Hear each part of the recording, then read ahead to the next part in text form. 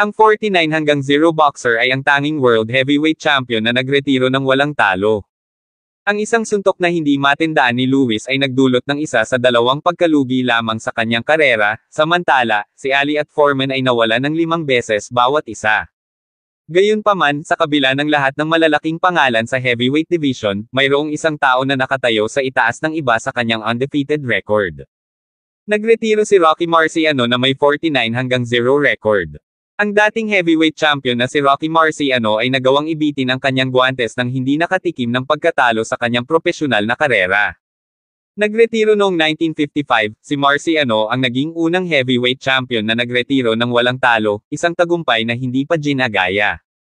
Sa paggawa ng kanyang debut sa edad na 23, nanalo si Marciano sa kanyang unang laban sa pamamagitan ng knockout noong 1947.